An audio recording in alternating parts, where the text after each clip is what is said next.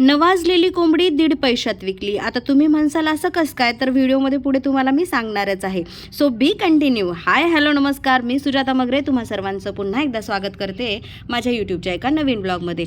तर इथे मी कुकर घेतलेला आहे. कुकरमध्ये बटाटे टाकले, पाणी टाकलं आणि कुकरच्या 2 ते 3 शिट्ट्या मी इथे करून घेतल्या. आता बटाटे माझे इथे चांगलेच उकडले होते. त्यानंतर मी बटाट्याची साली काढून घेतल्या आणि 2 वाटी इथे मी पोहे घेतलेले आहे. पोहे छान धुवून घ्यायचे. थोडे 2 ते 3 मिनटं त्याला छान भिजतही घालायचं. तोपर्यंत पोहे जोपर्यंत भिजतात तोपर्यंत मी इथे बटाट्याची साली काढून घेत आहे. आता बटाट्याची साली काढून घेतल्याच्या नंतर ते मॅशरच्या साहाय्याने आपल्याला मॅश करून घ्यायचे आहेत. आता बटाटे खूप गरम होते तोपर्यंत मी पोह्याकडे लक्ष दिलं. पोहे छान भिजून घेतले आणि नंतर बटाटे मात्र या मॅशरच्या साहाय्याने मी मॅश करून घेतले. आता यामध्ये मी मिक्सरचं भांडं घेतलेलं आहे. त्यामध्ये हिरवी मिरची टाकली, कोथिंबीर टाकली, थोडंसं लसूण टाकलं आणि अद्रकचा तुकडा टाकला. आता याची मला पेस्ट बनवून घ्यायची आहे. थोडंसं मीठ टाकलं आणि ते मिक्सरला फिरवून घेतलं. आता इथे मिरचीची पेस्ट तयार झाली होती.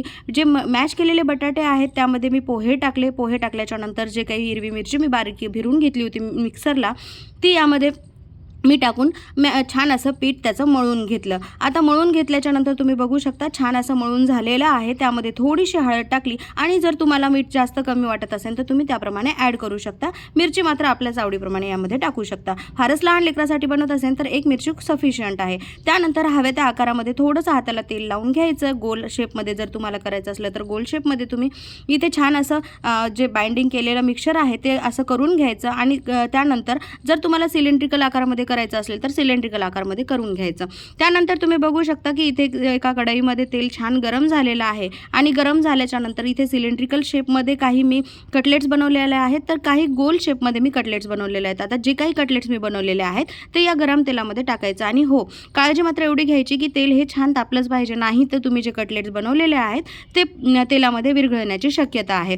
त्यानंतर आता इथे कटलेट माझे तयार झाले होते. तर नवाजलेली कोंबडी 1.5 पैशात विकली कसं काय, तर कालच्याच व्हिडिओमध्ये मी तुम्हाला सांगितलं की मी या बाबतीत लकी आहे की पिल्लू आवडीनं भाजी पोळी खातो आणि पराठे खातो, पण रात्रीच त्याची कंप्लेन आली की मम्मी या काहीतरी शॉर्ट टिफिनसाठी वेगळे बनव. मग काय त्याला पोह्याचे कटलेट्स आवडतात, त्यामुळे आज माझा प्लॅन होता की त्याला टिफिनमध्ये पोह्याचे कटलेट्स बनवून द्यायचा. तर हेच होतं की मी माझ्या पिल्लूला कालच नवाजले आणि त्यानं माझ्याबद्दल कंप्लेंट केली. तर नवाजलेली कोंबडी 1.5 पैशात विकली झालं की नाही असंच.